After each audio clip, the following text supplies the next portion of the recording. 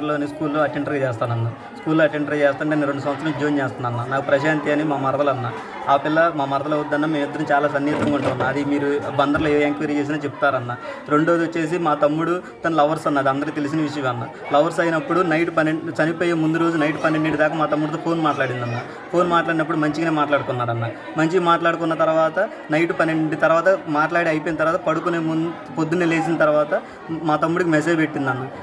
నీ వల్లే మా రూమ్మేట్కి నాకు గొడవ అయిందని చెప్పి మా తమ్ముడు మెసేజ్ పెట్టిందన్న. మా తమ్ముడు ఫోన్ చేసి నా వల్లే ఎందుమా నేనేం చేశానమ్మా అని మా తమ్ముడు అడిగాడన్న.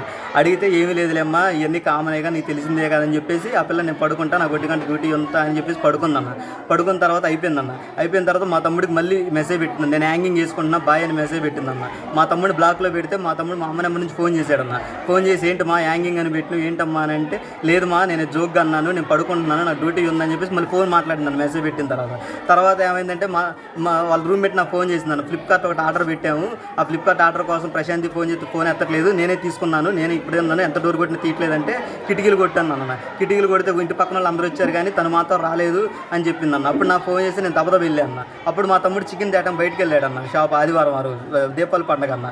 దీపావళి పండుగ అయితే ఇద్దరు తమ్ముడు ఇలా ప్రశాంతి డోర్ ఎత్తట్లేదంటే మా తమ్ముడు ఫోన్ చేస్తే మా తమ్ముడు రూమ్కి వచ్చాడన్న. రూమ్కి వచ్చిన తర్వాత ఫస్ట్ కిటికీ తీసామన్న. కిటికీ తీస్తే ఆ పిల్ల ఉరి పెట్టుకుని ఉందన్న. ఉరి పెట్టుకున్న తర్వాత తలుపు వేరే ఒక అన్న ఎవరు అన్న తెలియదన్న. అక్కడికి వచ్చి తలుపు దండంలో తలుపు ఊడిందన్న.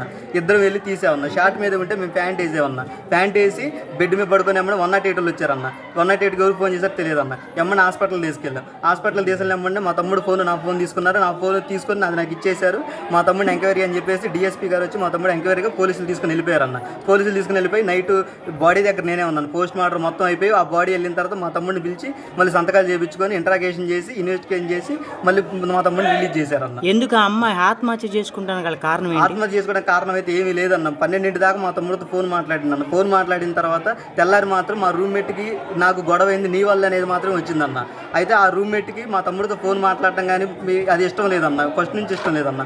దానివల్ల అయ్యి ఉండొచ్చాను. వాళ్ళిద్దరు బాగా తిట్టుకోవడం వల్ల చనిపోయిందని నేను అనుకున్నాను. మీరే ఎంక్వైరీ చేసి మీరే న్యాయం చేయండి అన్న. ఆ తప్పు ఏది అందులో ఎంక్వైరీలు ఏది తేలినా మేము శిక్షకి రెడీ